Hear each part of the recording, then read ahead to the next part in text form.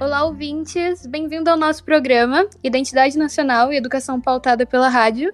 O meu nome é Bruna e eu estou aqui hoje com a Carolina, com o Matheus e a Mayara. Oi, gente. Oi, gente. No podcast de hoje, a gente veio apresentar para vocês o tema O Poder da Rádio na Educação e na Construção da Identidade Brasileira.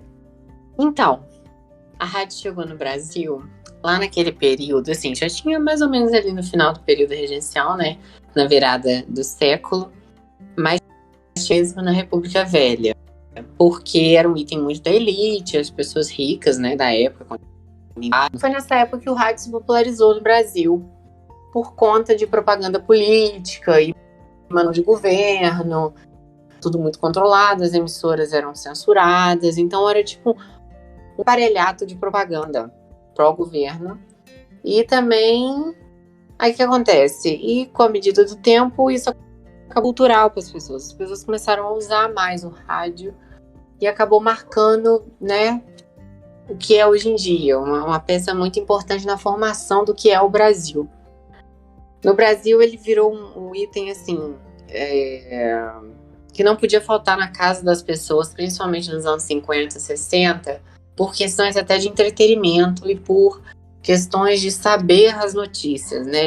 Editar o mundo. O comentário que a gente assistiu 80 anos de Rádio Nacional, né? É esse mesmo, de Rádio Nacional do Rio de Janeiro.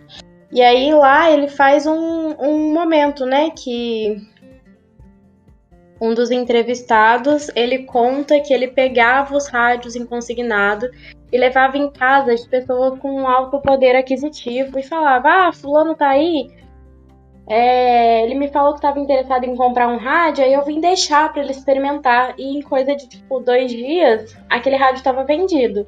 E ele ganhava uma comissão em cima, né, e que isso foi muito importante para ele, porque o dono dos rádios, eu não sei se era Samsung que vendia na época, tem até que assistir de novo. Ele fez esse comentário de que o dono da empresa quis conhecê-lo, porque ele ajudou muito a disseminar essa cultura do rádio, pelo menos nessa região do Rio de Janeiro. E aí a gente vê, né, apesar de ser uma coisa, como a gente pode dizer, não tão cara quanto uma televisão, ela era cara, né? Tanto que ele focava em pessoas da região mais rica. Mas pode ser também uma questão de tempo. Eu acredito que isso tenha acontecido mais na década de 20 para 30. Falava do sistema rádio vizinho, onde a galera se juntava para ir ouvir rádio na casa do vizinho também. A galera que não tinha o poder aquisitivo de ter um aparelho para si. E é muito doido como a rádio não sai de moda, né? Assim, vocês citaram aí exemplos, né, do pai de vocês, e aí eu venho agora com um exemplo atual, onde na última Copa do Mundo eu trabalhava numa fábrica, onde eu era uma operária numa linha de produção, e o fundo sonoro da fábrica era uma rádio. E aí a gente gostava muito, né? Eu lembro que todo dia às 10 horas tinha um programa que falava sobre signos, e aí todo mundo respeitava o silêncio nessa hora do dia, porque todo mundo queria ouvir falar sobre o seu signo. Na época da Copa do Mundo, né, a gente ouviu os jogos pela rádio. Então, eu mesma não era acostumada, né, não tinha ouvido nenhum jogo pela rádio, e para mim foi uma experiência nova, poder ouvir a Copa do Mundo pela rádio, porque era durante o meu horário de trabalho. E assim, a gente vê, né, como a rádio, ela passa por Ela é uma ferramenta onipresente, assim, né? Ela tá em todos os lugares, você nem percebeu, tá rolando um rádio ali no fundo. Exatamente. Nossa. Sobre, igual esse documentário, eu gostei muito da parte que eles comentaram sobre o repórter elétrico, tipo assim, como uma única rádio, e várias também, mas na época que ela era a principal, sobre como que tinha tanta credibilidade só escutando a voz de uma pessoa, não vendo, pelo que ela estava falando, dando notícias sobre a guerra, sobre os acontecimentos que estavam. Eu lembro um trecho do documentário falando sobre que as pessoas só acreditaram que a guerra tinha acabado quando o repórter Lessa deu deu a notícia. Então é muito estranho um rádio ter esse... Pode falar poder sobre o que as pessoas acreditam. É muito da interpretação também. Sim, essa influência forte, né, querendo ou não. E achei muito bacana esse trecho também, em que eles falavam que a notícia só era válida, as pessoas só acreditavam depois que o repórter Esso confirmava. E aí, veja bem, né, a gente tá vivendo a era da fake news, em que qualquer notícia que é jogada aí no WhatsApp vira verdade, enquanto lá atrás existia, né, essa manipulação fechada. Porque, querendo ou não, o repórter Esso, ele falando ou não falando uma verdade, as pessoas seguiam ele.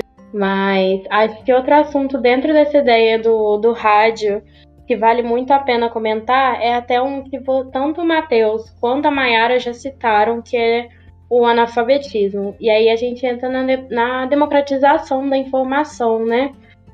Ainda hoje existem comunidades extremamente pobres no Brasil.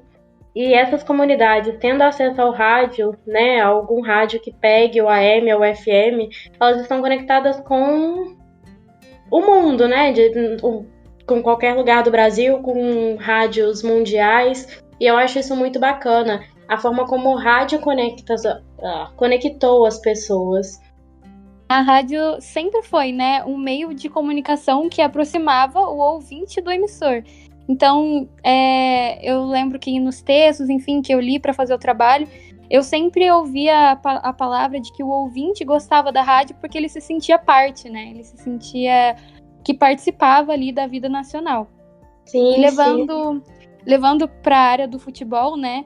Essa ideia de ouvinte participativo no documentário 80 anos de Rádio Nacional, eles comentam um acontecimento assim marcante nessa ideia do ouvinte ser participativo, que foi um concurso que aconteceu num programa da Rádio Nacional, que você comprava lá o medicamento Melhoral e você podia colocar ali sua opinião, quem era o maior craque do Brasil. E aí, né, o povo participando, lá todo mundo queria participar, nessa ideia, né, da rádio, de você participar de uma coisa. E aí o concurso teve que ser interrompido ao meio, porque eles já não conseguiam mais fabricar o Melhoral, né? Isso, você vê a força do rádio. Nessa época, quem ganhou o concurso foi o Ademir Menezes, ele é conhecido como Queixada, né? Ele era conhecido como Queixada. E um fato, tipo, super importante e foi super curioso pra mim, foi que ele teve 8 milhões de votos, né? O Getúlio Vargas, que foi eleito anos antes, ele teve 3 milhões e 800 mil. Então, olha a participação do povo num concurso de rádio, né? Marca realmente essa participação ativa do ouvinte. O rádio também foi usado de uma maneira muito... Eu vou usar um eufemismo bem desagradável, principalmente durante os tempos de ambas as ditaduras, tanto a ditadura do Vargas, quanto a ditadura de 64, por uma questão de... Era tudo controlado, você não sabia qual era a verdade, né? O que o governo queria que você interpretasse daquilo, e acabou virando uma coisa bem propagandista, né? E eu também... Um amigo do meu pai chama Ricardo. Ele me mandou um curso de alemão que ele fez. E aí, quando eu fui pesquisar sobre, o curso chama Alemão Por Que Não? Eu não sei se alguém conhece essa história, mas durante a Segunda Guerra Mundial foi oferecido pela rádio um curso de alemão para que as pessoas que, né, estivessem conectados diretamente nas rádios alemães não precisassem de uma tradução, né, brasileira para aquela rádio, que elas conseguissem aprender e interpretar as notícias em primeira mão. Igual a Bruna estava falando, o futebol é a representação do Brasil, né? Então acho que retratar o futebol, trazer a população como participante, querendo ou não, isso tenta mostrar como que o Brasil né? Tentando aproximar as pessoas, mostrar que o Brasil é um país plural. Eu acho muito legal isso. Mostra a diversidade que a gente tem. Sobre esse repórter Esso, não sei vocês, mas assim, quando eu tava vendo sobre, me lembrou muito o plantão da Globo. porque falava, né, na parte que eu tava lendo sobre, que era a única programação que poderia, tipo, interromper novela, interromper qualquer coisa, que todo mundo ia prestar atenção. E pra mim vem muito o Plantão da Globo. Eu não sei vocês, mas quando eu ouço aquela musiquinha, pra mim já dá um desespero, já corro pra frente da televisão e eu quero ouvir sobre o que... Para o meu dia, eu quero ouvir o que vai falar no Plantão da Globo. Hoje, porque toda vez que a gente escuta a música do Plantão, a gente só pelo toquezinho da música a gente já associa acontecer alguma coisa, porque tá interrompendo a novela. Acho que já só de colocar a música já tá chamando a atenção da gente para prender a nossa atenção pro que vai passar. E sempre vem coisa ruim, né, na nossa cabeça. Sempre é uma coisa ruim. Que pecado, os gatilhos brasileiros aí, ó.